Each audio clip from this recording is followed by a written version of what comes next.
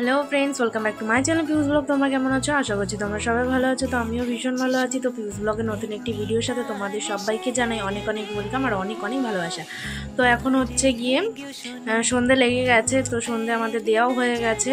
তো এখন তো সন্ধ্যের সময় কিছু না কিছু তো খেতেই হবে। তো ওর জন্য এখন হচ্ছে গিয়ে চা মুড়ি মাখা করব। তো তোমরা চলো ভিডিওটা দেখতে থাকো। এখন থেকে আমি ব্লগটা স্টার্ট করছি। আশা করছি তোমাদের ভিডিওটা ভালো লাগবে। তো চলো। তো এই যে বন্ধুরা, এখানে মুড়ি নিয়ে নিয়েছি। তো বেশ খানিকটাই মুড়ি নেব। তো দুজনে মিলে খাবো যেহেতু, ওর জন্যই বেশ খানিকটা মুড়ি নিয়ে। তো এবার চলো কি কি দিয়ে মাখাবো তোমাদেরকে দেখিয়ে নিই। তো এখানে আছে ধনে পাতা হচ্ছে গিয়ে, তারপরে হচ্ছে পেঁয়াজ কুচি, আদা কুচি, লঙ্কা কুচি। তো এগুলো দিয়েই আমি হচ্ছে গিয়ে মাখবো। আর এখানে হচ্ছে গিয়ে এই পাপড়ি যে চানাচুরটা আছে, ওই চানাচুরটা দিয়ে ভালোভাবে আমি এখন একটুখানি মেখে নেব। তো এবার হচ্ছে কি একটু সর্ষের তেল দিয়ে দেবো। তো বন্ধুরা, মুড়ি মাখার মধ্যে কিন্তু একটু সর্ষের তেল না দিলে একদমই কিন্তু ভালো লাগে না খেতে। তো সর্ষের তেলের বদলে যদি আম তেল থাকে তো আম তেল দিলেও কিন্তু খুবই ভালো লাগে। তো এখন তো আমার কাছে আম তেল নেই, শেষ হয়ে গেছে। এবছর আমি আম তেল বানিয়েছিলাম কিন্তু এখন নেই, শেষ হয়ে গেছে বলে এখন আমি সর্ষের তেল দিয়েই হচ্ছে গিয়ে এই মুড়ি মাখাটা করে নিচ্ছি। হ্যাঁ, আরও হচ্ছে গিয়ে একটু চা করব। তো চায়ের সাথে মুড়ি মাখা সন্ধ্যের সময় খেতে কিন্তু ভীষণই ভালো লাগে। তো বেশ অনেক দিনই খাওয়া হয় না, তো এখন হচ্ছে গিয়েই খাবো মুড়ি মাখার সাথে চা। তো তারপরে দেখো এই যে হচ্ছে গিয়ে আমি এদিকটায় আমি হচ্ছে গিয়ে চা করেও নিয়েছি তার মধ্যে। তো তারপরে হচ্ছে গিয়ে আমি এখন এই চাটা ঢেলে নিয়েছি। আজকে একটু অন্যরকমভাবেই চাটা আমি করেছি। আগে লিকার দিয়ে চাটা আমি করে নিয়েছি, তারপরে হচ্ছে গিয়ে দুধ দিয়ে করব। তো দেখো অনেকটাই লিকার হয়েছে, কিন্তু দেখো এরপরে যখন আমি দুধটা দেব তখন কিন্তু আর ওই দুধ হবে না, মানে লিকারটা অতটা বোঝা যাবে না। তো তখন কিন্তু দুধের সাথেই পুরো মিশে যাবে কালারটা। তো দেখো কতটা সুন্দর হয়েছে। তো এইভাবেও কিন্তু খেতে কিন্তু ভীষণই ভালো লাগে, চাটা না ফুটিয়েও। তো বেশ সুন্দর লাগছিল খেতে কিন্তু। তো ভালোভাবে একটু নাড়িয়ে চাড়িয়ে নিয়ে, মানে না হলে না দলা দলা থেকে যাবে, দুধের যে দলা দলাটা ওটা কিন্তু বেশ থেকে যাবে। ওর জন্যই হচ্ছে গিয়ে এই যে চাটা করে নিলাম এইভাবে। তো এই যে দেখো তারপরে হচ্ছে গিয়ে চা খেতে বসে গেছি। ওদিকে আমার বড়ও বসেছিল, দুজনে মিলে চা খাচ্ছি আর গল্প করছিলাম। তো ও বলছিল যে কি আমি খালি গায়ে আছি, আমাকে ক্যামেরার সামনে একদমই নিও না। তো আমি বলছি আচ্ছা ঠিক আছে, তোমাকে আমি ক্যামেরার সামনে নিচ্ছি না। তো ওই জন্য ওকে আর ক্যামেরার সামনে আনিনি। তো তারপরে দেখো আমাদের বাড়ির এখানে একটা লক্ষ্মী পুজো হয়েছিল, তো একজনের বাড়িতে। তো ওখান থেকে এখানে হচ্ছে পোলাও, আলুর দম আর একটু প্রসাদ দিয়েছে।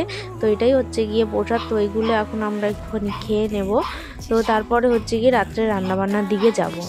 তো এই যে রাত্রে রান্নাবান্না হচ্ছে গিয়ে এখন রুটি করব, রুটি আর আলু ভাজা। তো আজকের ভিডিওটা কিন্তু বন্ধুরা বেশ বড় করছি না, ছোটোখাটোই করছি। তো ভিডিওটা কেমন লাগছে অবশ্যই কিন্তু তোমরা আমাকে কমেন্ট করে জানাতে কিন্তু কেউই ভুলো না।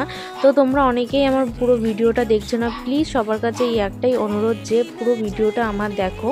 তো পুরো ভিডিওটা দেখলে আমারও খুব ভালো লাগবে। তো এই যে দেখো আটাটা আমি এখন জল দিয়ে খুব ভালোভাবে মেখে নেব।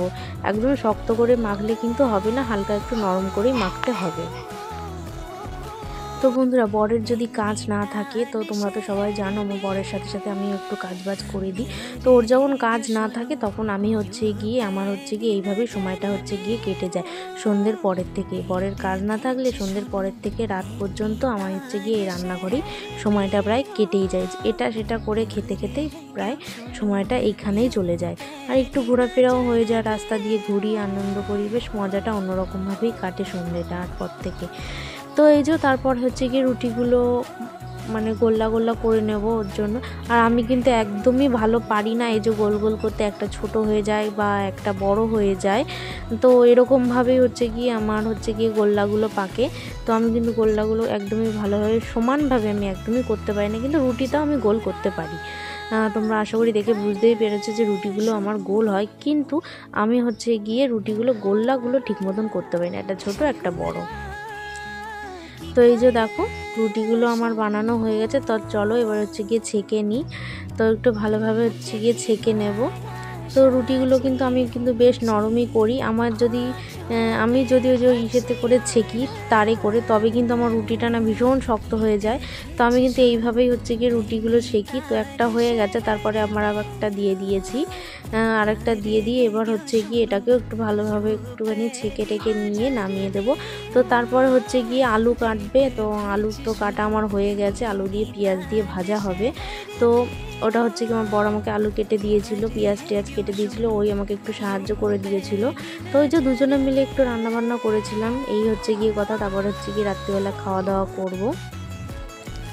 তো বন্ধুরা, ভিডিওটা কেমন লাগলো অবশ্যই কিন্তু জানিও। আর যদি ভিডিওটি ভালো লেগে থাকে অবশ্যই একটা লাইক করো, কমেন্ট করো, আর চ্যানেলটি সাবস্ক্রাইব করে দিও। আর পাশে থাকা বেল বাটনটিও প্রেস করে দিও, যাতে আমি কোনো ভিডিও পোস্ট করলে তোমাদের কাছে তাড়াতাড়ি নোটিফিকেশান চলে যায়। আর যারা যারা নতুন ভিউয়ার্স আছে তাদেরকে জানাই অসংখ্য ধন্যবাদ যে আমার ভিডিওটি দেখার জন্য।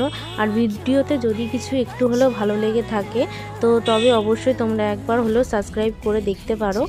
তো এই যে তো আমাদের তো সব রান্না বান্না কমপ্লিট হয়ে গেছে। তারপরে হচ্ছে গিয়ে এখন হচ্ছে গিয়ে নিয়ে খেতে আমরা বসে পড়বো। তো এখন অনেকটা রাত হয়ে গেছে এই রান্নাটা করতে গিয়েই। তো আলু ভাজাগুলোও হয়ে গেছে। তো নতুন আলু ভাজা তো একটু অন্যরকমই হয়েছে।